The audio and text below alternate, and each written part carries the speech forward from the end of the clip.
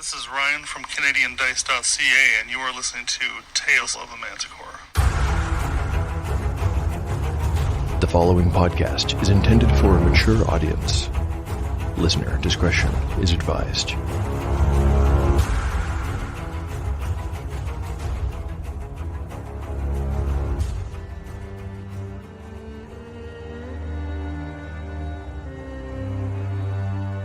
Welcome back to Tale of the Manticore, Season 2.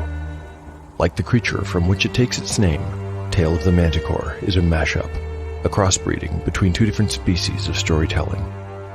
Here you will find the unpredictability of old-school RPG paper and dice games with the storycraft of a dark fantasy novel.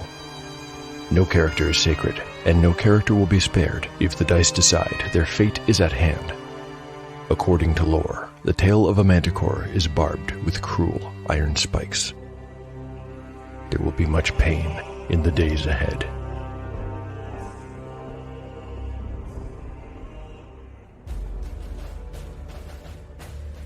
Last time on Tale of the Manticore. The last episode begins with Catsbane picking up the companion's payment from Sister Araness. Given her efforts towards secrecy and the lack of warmth in their meeting, it is an odd thing that she did not have it sent by messenger. Perhaps with a payment this valuable, she wanted to give it to Catsbane personally. We find out soon enough what is so precious about it. When Catsbane meets his friends at the Jester's Cup Tavern, they open the package to find, along with a handsome sum in gold coins, a magical potion. Specifically, it is a double dose of a healing potion, a real treasure. Over a meal of pork bone soup, Shawnee reminisces over her childhood, and we finally learn, in a rather lengthy dramatis personae section, how she got the scar on her chin. When the evening's entertainment has concluded, and they've all eaten and drank their fill, the companions leave and head home, but Yellowfly changes their course along the way, secretly communicating to the others that they are being followed. He leads them deeper into the warren, and then into an alley where they hope to ambush their tail. But the tail gets wise and does not enter the trap. Instead, they run. The companions pursue, but ultimately fail to catch the stranger who had been following them.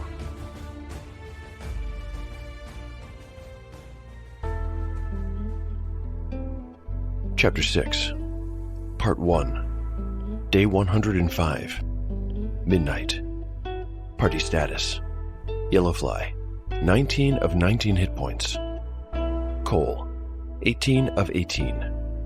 Shawnee, 16 of 16. Catsbane, 8 of 8. Spells available. Catsbane has memorized Read Languages, Magic Missile, and Mirror Image.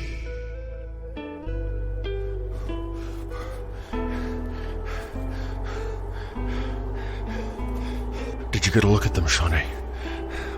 Any details at all that might help? Yellowfly's voice was breathless. No, not really. I think it was a man, but even that I can't be sure of, replied the rogue. Do you think he followed us all the way from the Jester's Cup? Probably. He was fast, whoever he was. Yellowfly had his hands on his hips. He was still winded. They all were. He got lucky, said Shawnee bitterly after a moment. I suppose he saw the money. That might tempt some people to follow us home. Burgle the place later. I don't know. Perhaps. Shawnee looked up at the sky as if hoping to see an answer there, but all she saw was the silvery disk of the moon, big and bright through the falling snow. There was a thin, hazy crimson ring around it, like a halo. She hadn't noticed it before. Catsbane saw it too. That's a devil's ring. At least, that's what the priests of Sedol call it. I read about it in their library, he said in a flat tone. Il Koten in the old tongue. I understand it to be something of a bad omen. Clearly, agreed Shawnee. What should we do? Asked Cole. He was beginning to shiver now that the adrenaline of the chase had worn off. We can't go back to the apartment now, replied Yellowfly. But I know a place nearby where we can spend the night. Mother's tears, I do not like being followed. We need to talk about a few things, but first, let's get out of the cold. Yellowfly led them to a homely two-story building with a snow-covered thatch roof that was so bowed in the middle it seemed it might collapse. Is this the place? Asked Cole doubtfully. At least, true to Yellowfly's word, it was close by. It had taken only a few minutes to get there, and although it was no beauty, shelter was shelter. The wind of the cliffs, affectionately called the Windy by the locals, was the kind of place that received clients all through the night, and so the door was unlocked and there was a woman, half asleep but present, at a shabby reception desk. She was as painted as one of Zaren's girls, and Cole realized that the Windy must have doubled as a house of ill repute. Yellowfly and the painted woman spoke for a while. It seemed they knew each other. Eventually, she offered him a key and a weak smile and said, 3 silver bits. Yellowfly paid with a gold coin, took his change and the key, and led the group upstairs to a single large bedroom they would share for the night. Mercifully, the Windy was silent, and the sounds one might have expected from such a place were not audible. When they got to their room, they locked the door behind them, and, given that there were no chairs, sat down on the mattress and the floor. Cole sat with his broad back against the door. They spoke for a while then in low tones, trying to reason out who their pursuer might have been. They hoped it was an independent and opportunistic thief, but there were other possibilities. The authorities were one of these, but they would not bother to stalk them, Yellowfly believed. They would just arrest us, and that would be that. That really just left the Weeping Eye, though how they had been identified was a mystery. Perhaps the Winks had a spy working at the Church of the Sacred Flame, but that did not seem very likely. Eventually, Yellowfly got up and went back downstairs to speak with the woman at the counter. Before he did, he explained. She's one of us. Janelle might have some ideas, or she might have seen something. If not, she can arrange to have our place checked out before we go back. He returned an hour later. Everyone was still awake, though it was very late by now. The feeling of being exposed and watched had made it hard to relax. Cole was even hesitant to let Yellowfly in when he knocked. This led to a decision to work out some simple codes they could use over the next few days. One pattern of knocks would indicate, "It's safe to let me in," and another pattern would indicate danger. Before they tried to sleep, Yellowfly shared with his companions the key points of his talk with Janelle. She had no idea who might be following us, but she can arrange to have our apartment checked out. I asked if we could stay here another few days, and she offered me something else. She said her boss might be looking for some muscle. There's a job taking place outside the city in 2 days. Good pay. She asked if we'd be interested in signing on. I said yes. Chapter 26, Part 2, Day 105, Midnight. The key. The key. Like a mantra, Carrick had spoken these words over and over every day for more than a year. But tonight, as he stared into the androgynous metal face worked into the door, he felt somehow different. While Yellowfly was taking counsel with Janelle in the Wind of the Cliffs, Carrick, as always, was in the ruins under Whitestone Castle, literally face to face with his single obsession. The metal visage stared at him blandly tonight with hollow eyes. Sometimes it seemed to jeer at him, sometimes to gaze at him with genuine pity. Sometimes it looked at him with something akin to hunger, as though instead of warding the portal, it longed for him to open it and pass through. But so far, he had failed and failed and failed again. King Vincent's own mage had struggled to open this very same barrier. It had taken him a full year to find a way to open it. But Daenor had passed through, so why couldn't he? Somehow it did not occur to Carrick to give up. A failure was not a defeat. In a sense, every failure brought him closer to success. At least, that's how he tried to see it. He considered the door the same way he did every challenge in his life. As a wizard, he'd been conducting experiments all throughout his career, and by their very nature, experiments involved failure. Failure was germane to them. He felt only mild concern that he had all but abandoned his life up on the surface. Compared to the promise of what might lie behind this door, did he really care? Not a bit. The city and its fool king would take care of themselves. You must tell me. What is your secret? He whispered to the face for the millionth time. The metal face shone strangely in his conjured magical light. All these many months, it had denied him. But tonight something was different. He had an idea. It was small and far away, but perhaps he could coax it from the depths of his memory. Carrick blinked.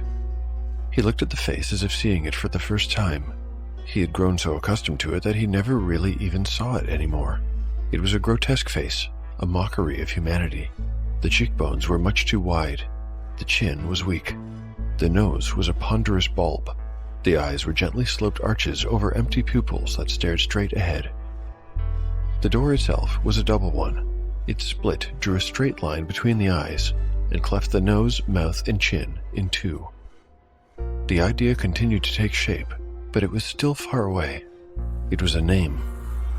Then, as though his mind were a deep, dark lake, it dislodged from the silty bed of his memory and floated bubble-like to the surface. This name, it was so fragile and delicate that if he thought too hard, it might burst into nothingness.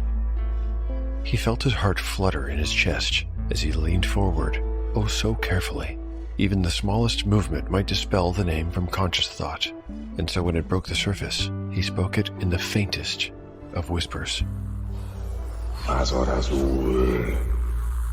The face split apart as the door swung open.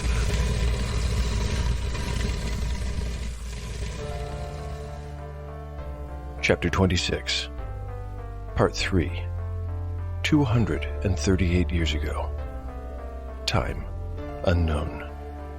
Vince's face split open in a great grin as the warrior boomed. Yes! A weapon fit for a king!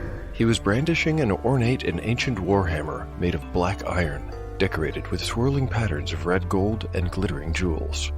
Along the shaft and masterfully etched into the mallet were runes.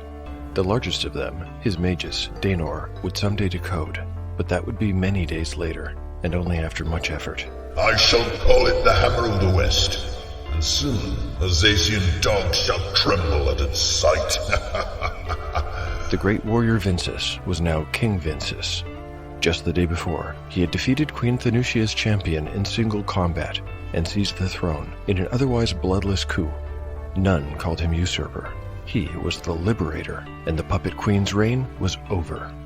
Thanusia would spend the rest of her miserable life under her own castle, hanging from the wall by her marionette chains. Furthermore, the riches that fat, greedy hen had squatted upon, the treasures hidden in the vast dungeon beneath the castle, were now his to reclaim. He would give them to their rightful owners, the people of Silmoral, when he returned. All except this warhammer. This was a treasure he would keep for himself and use to smite the devilish Zacians. True, the ruins they explored were dangerous, very, but what had he to fear with the mighty Daenor and the crafty Yumiya by his side? Between the three of them, no puzzle could confound them, no trap could catch them unawares, and no monster could match their strength. They had already bested many of the hazards that guarded the place, and so this next obstacle concerned him not. Vinces studied the double doors that blocked the way. A distorted but human face worked in metal occupied the center of the doors, so that the vertical seam in the middle bisected it perfectly. Yumiya, Said Vinces. He pointed the head of the warhammer at the door. as likely a place to hide a trap as any. Yumiya was small and twitched nervously, like a mouse. She had dull brown hair that she wore cut short above the ears. It might have made her look boyish if it weren't for the twin scars that ran diagonally across her face. One of them cut right through her left eye, which was now covered with a patch. She smiled a crooked smile and padded off ahead to investigate the double door. Vinces spoke with Daenor while the thief did her work. I feel we are close to the heart of this place, Daenor, and that the best is yet to come. The elder wizard nodded sagely without looking at the warrior. He was watching Yumiya, who was being even more cautious than usual, keeping a little distance from the door and refraining from touching it as she pored systematically over its surface from bottom to top with her one good eye. But what say you? Is this not the finest weapon you have ever laid eyes on, friend? Daenor pulled his gaze away from Yumiya. He never took anything at face value, nor agreed with anyone readily, so he inspected the weapon clutched in Vinces's mailed fist with careful consideration. Daenor had gray eyes and a long blade of a nose. His shiny silver hair was mostly covered under the hood of a black cloak decorated with red stars. On each finger he wore a jeweled ring, and around his neck a tight black choker set with a huge emerald. He was squinting at the runes written along the hammer's length. When he got to the one on the side of the hammer's head, he blinked and frowned. He lifted his lantern to better see, and Vinces, who was well accustomed to his companion's meticulous ways by now, proffered the weapon so he might better see whatever had taken his interest. With a tentative finger, Daenor touched the rune and mumbled a spell. His eyes closed and then opened again. When they did, they were no longer gray. Now his eyes were colorless orbs of diffused white, like balls of ice. They studied the rune intently for a few moments before Daenor blinked and his own gray eyes were back. Frowning even more deeply, he whispered a name. Azor Azul. Ahead, Yumiya gave a little yelp of surprise as the double doors swung open and inward before her. Do you enjoy old-school RPGs? Do you love stories of sword and sorcery? Are you tired of the typical actual plays and long, unedited podcasts? Then look no further than Legends from the Fireside, a hybrid storytelling RPG podcast. A podcast filled with tales of adventure and heroism, all at the mercy of the roll of the dice. There's no telling where the story will go and where we will end up. No life is sacred, and no one's survival is guaranteed. You can find the show on all major podcast platforms, and we hope you enjoy Legends from the Fireside.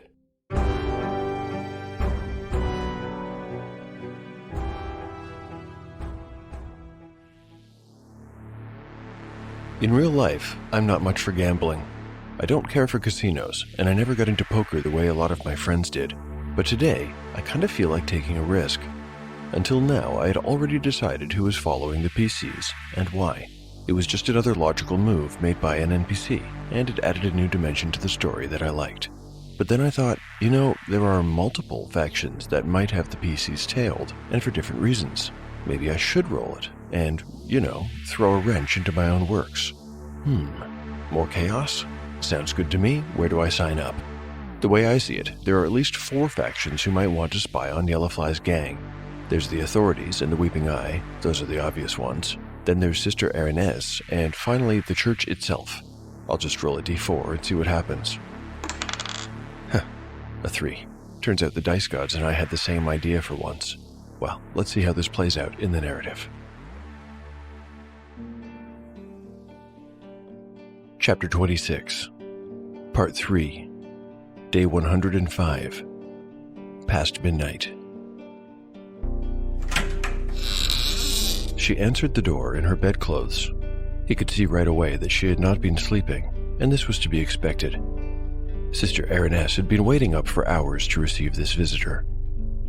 She bade the young man enter and directed him to hang up his cloak and remove his boots before joining her at a small table that already had a pair of cups full of steaming hot chicory. This was her preferred drink during the winter months, as she found it eased her arthritis. The man was shivering with cold when he came to the table. She flicked a spider off her sleeve. It was the 3rd one she had seen tonight, and poured him a cup of the fragrant brew. He accepted it gratefully and held it in his hands to warm them up for a while before drinking. The young man's name was Brother Hoyden. Of all the men and women in the Church of the Sacred Flame, he was the one Erinez trusted the most. That's why he had been entrusted with this special task. Hoyden was her 3rd cousin, and Erinez believed that there was no bond stronger than blood in this world. His job had been to follow Catsbane for a few hours and then report. She had set Hoyden up as well as she could, from forcing Catsbane to borrow her book to arranging a private pickup for their payment. All of that had been arranged so that she might set Hoyden after him unobserved. Simply put, she did not fully trust Catsbane, or Shawnee, or the others for that matter. The non-religious were fickle and weak-hearted, and in her experience, lacked virtue and moral rigidity. She wouldn't have been so suspicious if it had not been for Catsbane's insistence on having access to her library. Why was this young man of the Thieves Guild so interested in demonology? It didn't make sense, and she didn't like it, especially with all that had happened lately. These so-called church members that she was forced to invite into her own temple must know more than they were letting on. She didn't like that either. It was true that they had served her well and retrieved the symbol for her. That could not be overlooked. But Catsbane had made a point to inquire about that when he had come to retrieve his payment. Simple curiosity, or something else?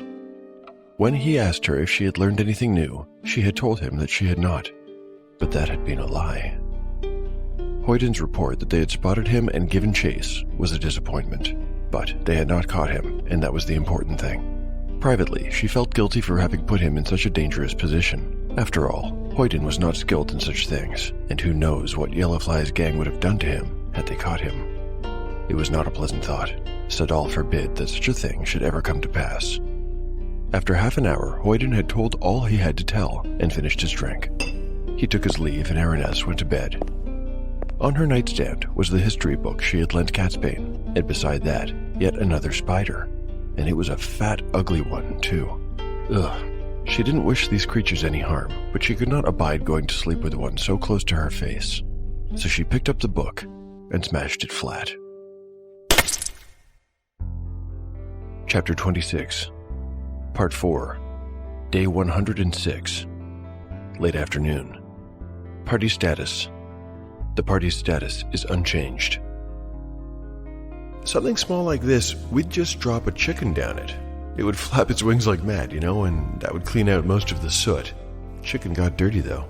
Cole was sharing some farm wisdom with Yellowfly, Janelle, and one of her sons, a good-natured boy of 18 named Easley, as they all pitched in to clean the Wind of the Cliffs clogged chimney. Winter was not an ideal time for such an endeavor, but Janelle had explained that if they didn't clean it soon, she would have to change their family business from an inn to a smokehouse. With no chickens at hand, the quartet was employing a somewhat more humane and less frantic technique. They had put together a thick, bristly bundle of holly, knotted together.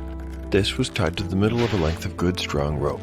One end of the rope was fed in through the top of the chimney, and then all that was left was to pull the spiky bunch all the way to the bottom. Clods of caked soot and clouds of ash came out as they yanked the bundle through. It was filthy work, and the three of them in the kitchen looked like gray-haired phantoms when they were done. Not one to miss an opportunity for sport, Easley would later tease them that his rooftop duty in the wind and the cold was the better one when all was said and done. In compensation for their labor, Janelle waived the room fee for the second night, and even fed them a supper of boiled potatoes and beets. It was bland fare, but at least it was filling. Later that evening, Easley came back inside, kicking snow off his boots and wiping his runny nose with his cloak. He reported that he'd been to their apartment and found nobody watching it. Furthermore, following Yellowfly's instructions, he'd used their key to let himself in and discovered no evidence of intrusion. He handed the key back to Yellowfly and shrugged, saying everything looked as it should. Then he sat down to the plate of potatoes his mother put in front of him and dug in. A few hours before bedtime, Easley collected all who were willing and produced a set of knuckle-bone dice, suggesting they play a few rounds of Past 10. Janelle, who loved gambling games, joined in, as did Cole and Yellowfly. Catsbane and Shawnee declined to play, but sat down to watch the fun. Janelle wanted to test out her newly cleaned chimney, so she lit the hob and they played in the kitchen where it was warm. She also heated a pot of cheap wine and put in a few drops of honey, as well as a stick of cinnamon. As the wine mulled, she complained about Culfrey's snow tax and cleared the table for an evening of drinks and dice. The game these four are playing is a real medieval dice game called Pastis, or Past 10 in English. The rules are simple. Everyone puts down a stake. In this game, it's 1 copper penny. Then the game begins. At random, one player starts as the banker. This title will get passed to the player to the left each round. The banker does not throw dice. The other players do, though, one by one. Each time they roll under 10, everyone but the banker loses their stake, who collects them. When a player rolls above 10, the banker must double all players' stakes. That's the whole game. Let's play a few rounds, shall we? Just for fun. It's true that the consequences for this game are, I admit, very low, but I think it's nice to turn the soup down to a simmer for a little while. It'll be boiling once again soon enough. Still, while the financial implications for this game are negligible, we could make it just a little more interesting by saying, oh, how about if the PCs come out on top after 4 rounds? I'll say that Lady Luck is on their side and award a +1 bonus to their next roll. Of course, if they lose, that bonus will be a -1 penalty instead. Let's play. Round 1. Everyone puts down a penny. Janelle is the banker. It's Yellowfly's turn. He needs to roll a 10 or better on 3d6. His roll? A 9. He loses and Janelle collects 3 pennies, 1 from each player. New stakes are placed. Cole's roll. A 14. Janelle must hand back all that she's just collected. New bets are placed. Easley picks up the dice and rolls. Another 14. Now his mother is out of pocket as she awards 1 copper to each of the other 3 players. It is round 2. Janelle is down 2 coins, everyone else is up 1. Yellowfly is the banker. Bets are placed. Cole rolls the dice. A 10. He scrapes by with a win, and Yellowfly must pay. New bets are placed, and Easily rolls. A 13. Yellowfly is into his purse again. Ouch. Janelle is the last to play this round. Bets are placed, and she throws the bones. A 7 means she loses, as do the others, who hand over their coins to a grinning Yellowfly. That's the end of round 2. Let's play one final round, and then we'll leave them to their fun. Round 3. Janelle is up 1. Yellowfly is down 1. Cole and Easily are each up 3. Cole is the banker. Bets are placed, and Easily throws. A 12 wins, and Cole must pay out. New coins are bet, and Janelle picks up the dice. She blows on them for luck, and throws. An 8. Bad breath, maybe? Everyone must pay the banker. Yellowfly will be the last to play. Bets are placed, and he throws. What is the will of the bones? Another 8. Time to pay the smirking banker once again. Cole rakes in another 3 coins. This is how the game stands, and where we'll bow out and leave the table. Janelle is at break even. Yellowfly is down 2. Cole is up 5, and Easily is up 2. Looks like when all is said and done, fortune favors the farmer. Cole is the winner, and our PCs will enjoy a +1 bonus on their next roll. Let's hope it is an important one.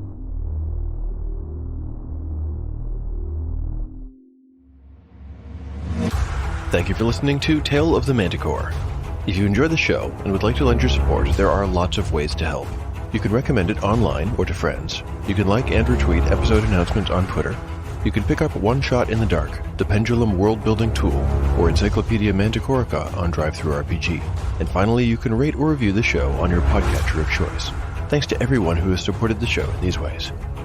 I'd like to share one of your kind reviews right now, and this one is on Apple Podcasts. It was posted by Royal Fish Games. Royal Fish Games writes, "This is a unique actual play, styled as a radio show. John takes old-school role-playing to the next level, using dice to decide the actions of most of the characters most of the time. The action is riveting, the story is very engaging, and the concept is one of a kind. I'm absolutely hooked, and I've been telling everyone who will stand to listen about this fantastic listening experience. Do yourself a favor, no kidding." Wow, Royal Fish Games, I just can't thank you enough for that extremely kind review. Even more so for telling your friends to give it a shot. Word of mouth is by far the best way for the show to grow, and the more the show grows, the better job I can do with it.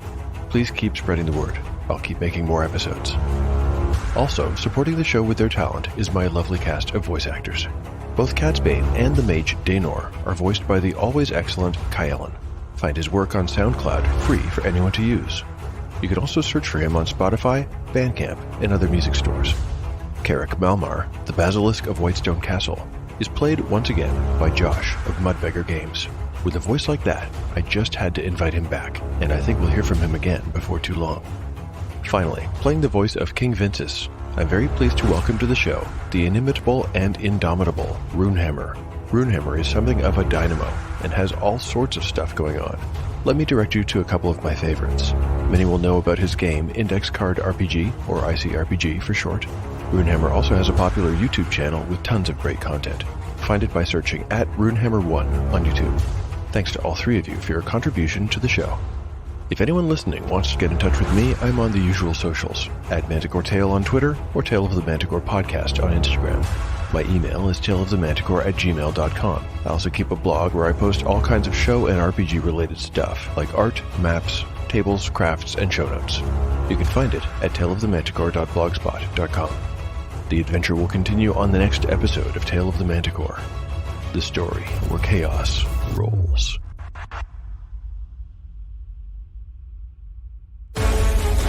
Are you looking for an actual play podcast with young, hot role players, disciplined professional voice actors, and wholesome content? Well, this isn't that podcast. AARPG is an adults-only podcast with interviews, actual play stories where... Excuse me, Matt, why do you sound like you've been chain smoking since you were a toddler? What do you mean? The voice. You don't have to do that voice, man. I don't? Nah, just tell them that we're a group of old friends who like to get together, hang out, play lots of different types of games, and we want them to feel like they're sitting at the table with us. And they can find us just by searching for the AARPG podcast on their favorite podcatcher and at the AARPGs on YouTube.